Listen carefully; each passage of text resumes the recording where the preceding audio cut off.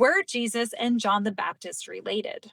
Hi, everybody. My name is Robyn Walsh. I'm a scholar of New Testament and early Christianity and part of Paths in Biblical Studies.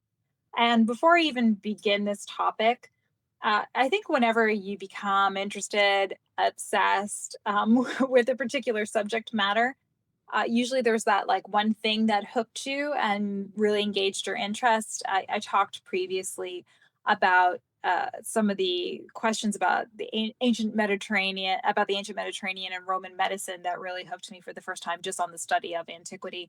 But I have to say, with early Christianity, it was both translation, learning to translate Koine and looking at the Greek after having done Attic Greek and taking a course in ancient Greek before I turned to the New Testament. But really, that one topic for me was John the Baptist. He's my first love in the study of the New Testament. So I may speculate a little here, and I apologize for that ahead of time, because it's just something that I've spent many, many years thinking about. So this question of are Jesus and John the Baptist related? It piggybacks on the video I made about whether or not Jesus has siblings a little bit, because it is talking about the idea of family as it's presented in the Gospels.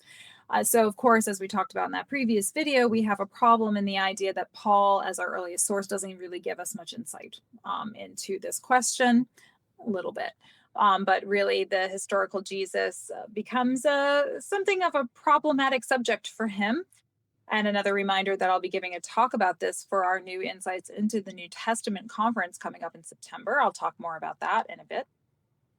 But also, uh, this idea of Jesus having John the Baptist as a cousin, this really is something that the Gospels foreground, but I think it could be, and here's where I'm going to speculate, more strategic than actual.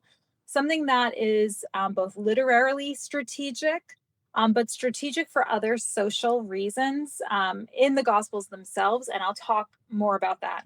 And it's not something I'm necessarily sure was the case in terms of the historical Jesus or in actuality.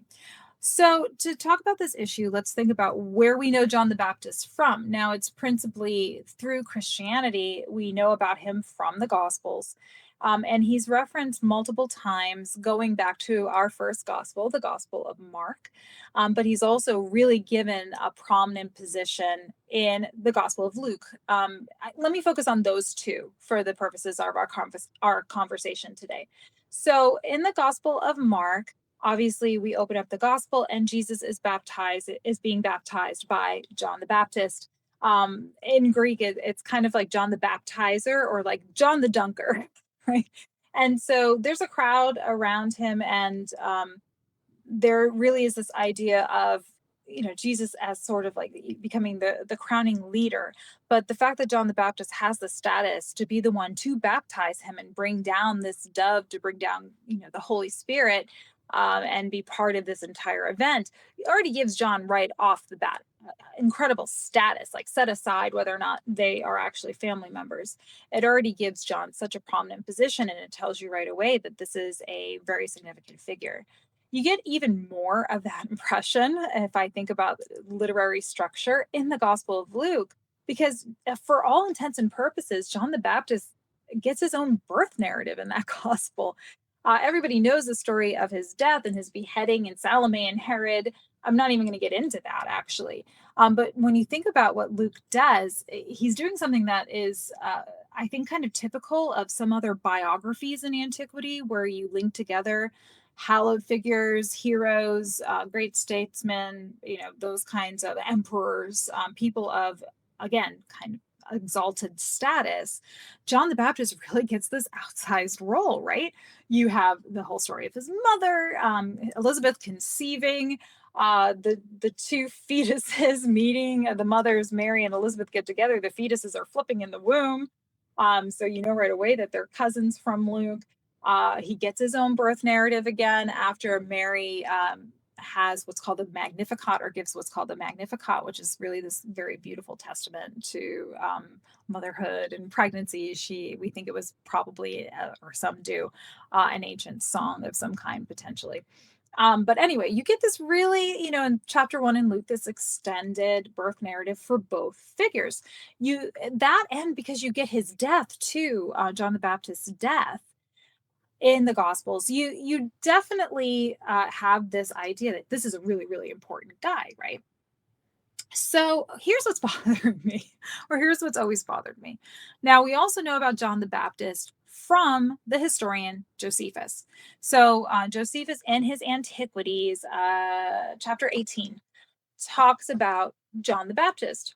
And I am not aware of any scholarship or scholarly disagreement about that passage, about whether or not it's genuine. Scholars do have some disagreements about a passage in Josephus that's supposed to reference Jesus, because the Greek is a little bit different. There are some theological formulae there that make it seem like somebody either fussed with it or it's an interpolation. Okay, so we've got that issue. But the passage on John the Baptist, to my knowledge, is not disputed. He was a known historical figure, one of many individuals in the first century in that region who were thought of as potential messiahs, or thought of as, sons of God in a way. That's what it seems. And you even get this idea in the Gospel of Mark, going back to that particular source in Mark 6. Herod actually, there's a moment where there's a discussion about whether or not John the Baptist has been raised from the dead. There's also in Mark 8 that passage where Jesus says, "Who do people say that I am?" And some people say that you are John the Baptist. Some people say that you're Elijah. And he says, "Shh, don't tell anybody anything." Um, so, I mean, he comes back, right? He comes back in the New Testament, not only as a figure of renown, but somebody who may have been resurrected.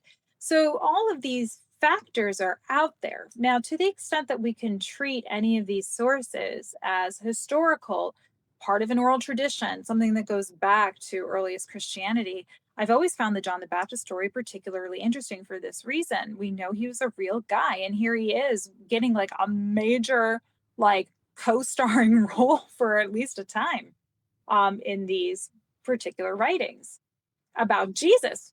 And then here he is. And when you think about it, and this is what's always bothered me, or what I found interesting, it also kind of bothers me, but it's something I find interesting. You don't need him. You really don't. I mean, even if you want to, like, he's not essential to the plot. You don't really need the John the Baptist like side quest in any of these stories. You could have him be John the Baptizer, who everybody knew about. He can like do like a guest starring role. He can be like Matt Damon in Ragnarok. I think of that, but like he kind of pop up and disappear, right? Like people knew about him. He could like show his face. He doesn't have to be the cousin. He doesn't have to be like so involved in the story. And so I think there has been this idea that has built up around John the Baptist. Not only was he related to Jesus, but he saw Jesus as his superior, as his better in some way, that he essentially handed the reins over to Jesus and subjugated himself, saying, I'm not worthy. That I am baptizing this one who's going to be greater than me, and so forth. That to me has always seemed like John the Baptist was well known. John the Baptist quite famous, both in his life, in his practices, and in his death. Probably still famous, quite famous, at the time of the gospel writers, whether we want to date that to late first century or whenever. And he was a figure that I think the gospel writers had to deal with. I think they had to figure out a way to bring him up and dispense with him. Because if you tried to tell the story of Jesus, someone might ask, but what about John the Baptist? Like, who's this Jesus guy? I've heard of John the Baptist.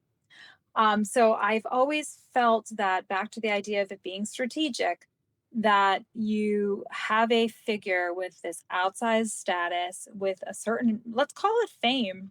Let's just use that word, a certain measure of fame in the first century. And he had to make an appearance in one way or another. Were they really related? Were they really cousins? They didn't have to be.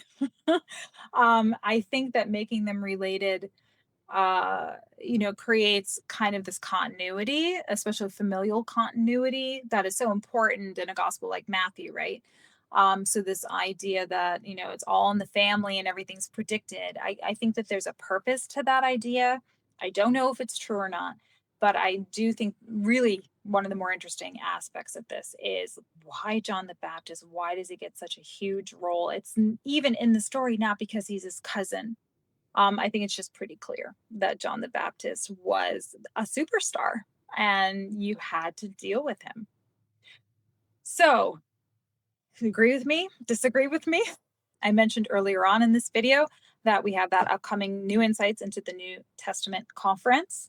You can go to bartonehrman.com/NINT to check out our lineup and what's coming up. As I mentioned, I will be talking, the subject is historical Jesus, and I will be talking about Paul and the historical Jesus in a pre-recorded video that will air near the end of the conference. And there are a bunch of other events as well. I'll be talking more about those again in my videos in September. But if you go to bartonehrman.com/NINT and use my name, Robyn, as a promo code, you'll get a discount. But remember, it's spelled with a Y. ROBY. If you put an I, nothing's going to happen.